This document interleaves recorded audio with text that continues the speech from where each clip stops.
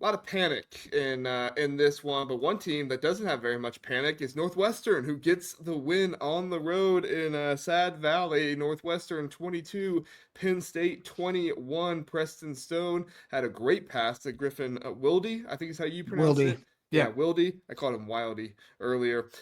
He had a great pass to him in the back of the end zone. AJ Harris did not play a single snap the rest of the game. I saw Landon Tangwall say that on his podcast. It's just that's pretty intriguing that you have stuff like that going on. And then this Caleb Komolafe is he's a really good running back. And Joseph Hyman, he's coming in. He's doing well as a running back as well. I mean, there's all kinds of good stuff happening for Northwestern right now. And Zach, they're 4-2.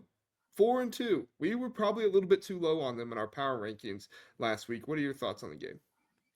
Yeah, I said preseason, like I think it's very possible Northwestern goes bowling. I didn't think they would beat Penn State, but I did have them 6-6 preseason. It helps. And Yeah.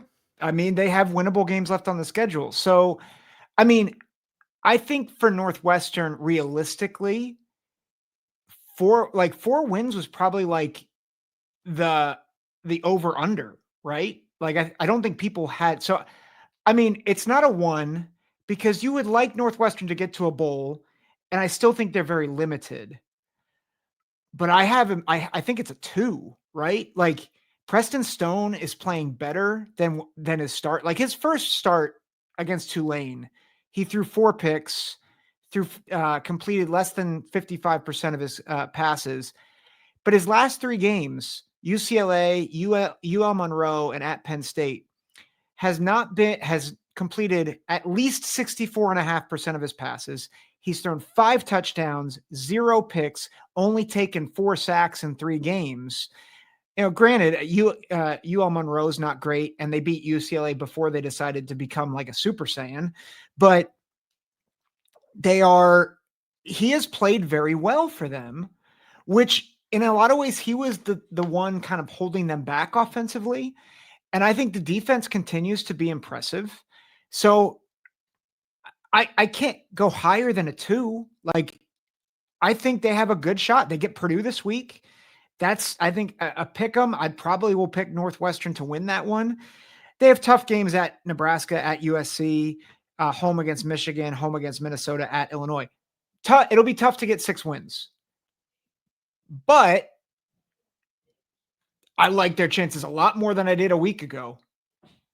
Yeah, my panic level for them is a 1. I think they're like playing with house money right now, right? 4-2 on the season, feeling way better about their chances to get to a bowl game right now than they did before. And I think honestly, David Braun, recognizing the injury that they had with Cam Porter and the way the season has kind of gone and the schedule that they had this season, you get to a bowl game, that's a huge accomplishment for Oh this yeah, team. So, yeah. I mean, you get Purdue, Michigan, and Minnesota at home. I don't think you take down Michigan. However, anything can happen. You know, it is a road game for Mm-hmm. a true freshman quarterback. However, that's not really the toughest environment in the world. So maybe something happens there, but I don't think it will. And then you have Purdue and Minnesota there. I think you have a good shot of being able to beat Purdue. That's one that is going to be really interesting. And then Minnesota, you know, does Minnesota put a complete game together, right? Because this Mm-hmm. last week, and we'll talk about Minnesota here soon, this last week, they did not put a good game together for 3 quarters. And granted, they came back in the fourth quarter, you know, that was good, but you know, there's going to be certain Big Ten teams that are, you do that, they're going to take you out the rest of the time. You know what I'm saying? Yep, yep, for So, sure. all right, well, let's talk to Penn State now. Oh boy. So, I think my first question is, Zach, will this head coaching change make any difference? Terry Smith, longtime assistant for James Franklin, is the new interim head coach. Sounds like they're keeping pretty much the entire staff, if not the entire staff, together for the rest of the season. I mean, we'll see what happens. This isn't like a UCLA scenario where they fire the defensive and the offensive coordinator and they hand the keys to Jerry Neuheisel or anything like that. So it sounds like everything's kind of sticking together from that standpoint. I guess we'll see what news comes out later on. But do you think this head coaching change could help Penn State kind of look better moving forward? No, because Kotelnicki and Knowles have been part of the problem. In fact, I would argue they were more of the problem than James Franklin. This offense has been out of sync. Jim Knowles stinks. Like, honestly, I think they should have fired them before they should have fired Franklin. And I know Franklin's the leader, but this was it's been abysmal play calling, abysmal game planning. And like, that's on those two guys. So like Terry Smith, I think a lot of people like him. Good for him. I think they needed to clean house and they didn't. And I'm actually fairly disappointed in that.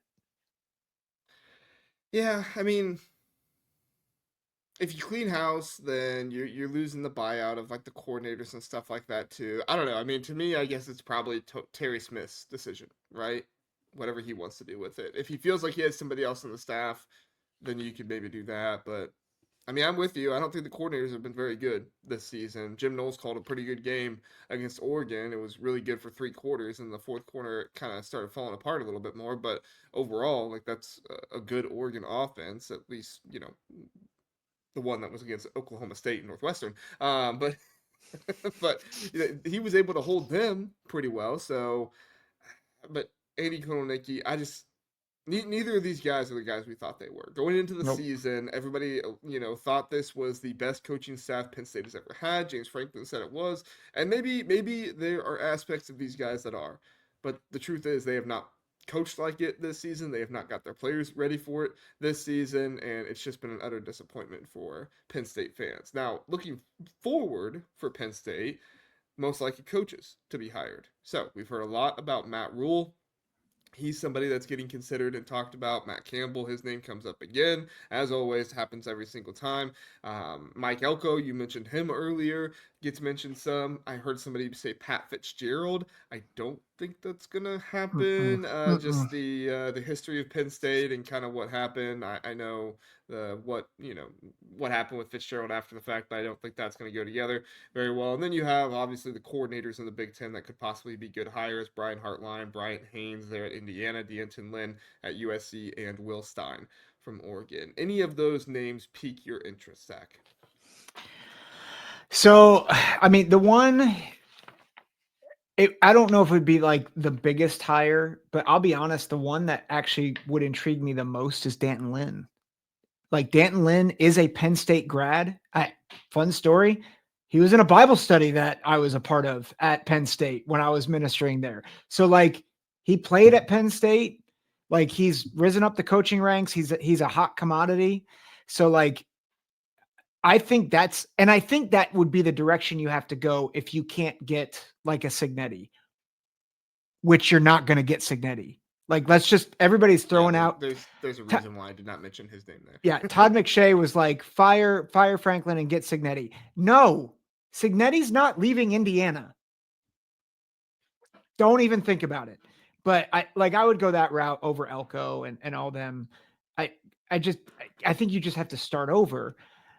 And I think you got to get someone who knows how to build relationships so he can keep the guys there that he has and rebuild relationships or build new relationships with the recruits. Yeah, I mean, I think you definitely need an experienced coach in this situation. I would not hate it if you went to either of the Indiana coordinators just because they're a part of a winning program. That's and fair. This Penn State has not had, I mean, they've won 9, 10 games, 11 games a year sometimes. But overall, this has not necessarily been your best culture program in the world. Penn State is looking at Ryan Day, and I'm looking at dating Taylor Swift. She's taken Billy. I guess that's the joke. Ryan Day's taken too. So yeah. But as far as I'm concerned, like Matt Campbell, I just kind of say LOL to that because he gets mentioned every time. No.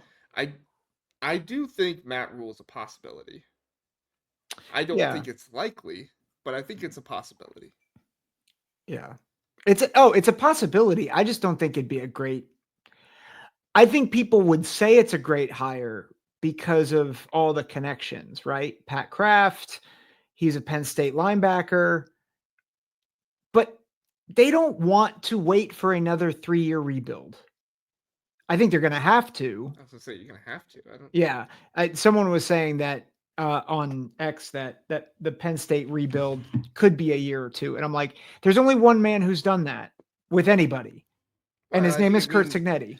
I think it depends on what you mean by rebuild. If by rebuild you mean top half of the Big Ten, again, because they're not top half of the Big Ten right now, sure, Yeah. that can take a year or two. If you mean year or two rebuild, like national championship contender, nope. You don't build that up that fast. Right. Only one man does that. And I think Curt Cignetti is actually ruining head coaching hires right now in all of college football, because everybody's like, well, why can't they just do what Cignetti's doing? It's like, because Cignetti's one of a kind. Cignetti is literally delivering the greatest coaching job we've seen, like, ever in my maybe lifetime. ever. In our lifetime. You could say Nick Saban and what he did with like winning championships, but I'm talking about like developing a program, taking it from the bottom depths of college football and bringing them to the top in a year and a half span. Like you literally have Indiana ranked number 1 in your top 25.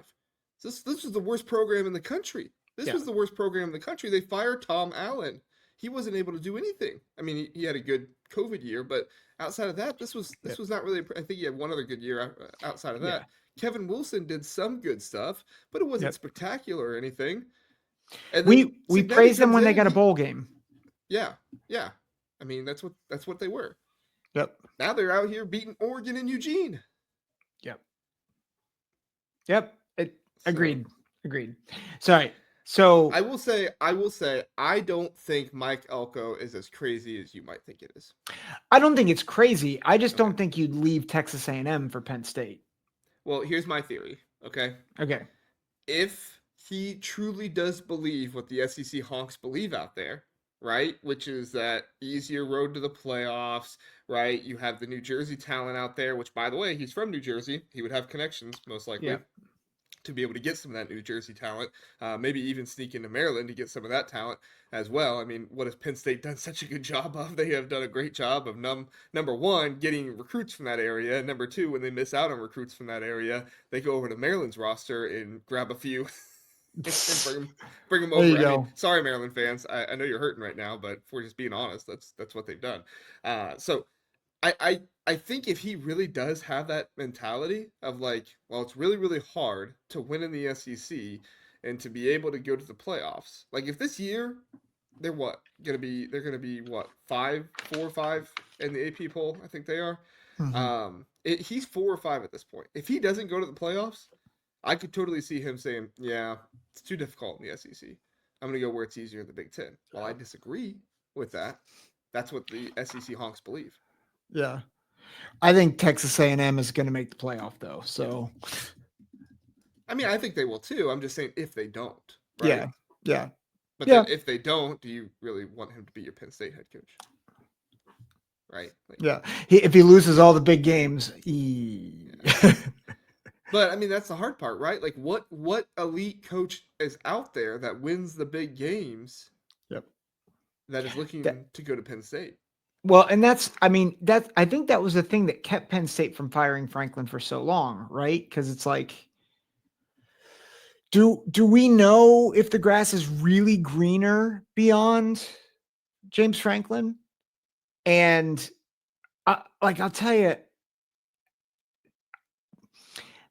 I think they can get a good coach. There's a part of me, and Penn State fans are going to hate me for saying this. There is a part of me that thinks that Penn State overvalues who they are right now. And I think Penn State could be a preeminent program in college football, but they haven't been. And and I think this is also the difference between Indiana and Penn State.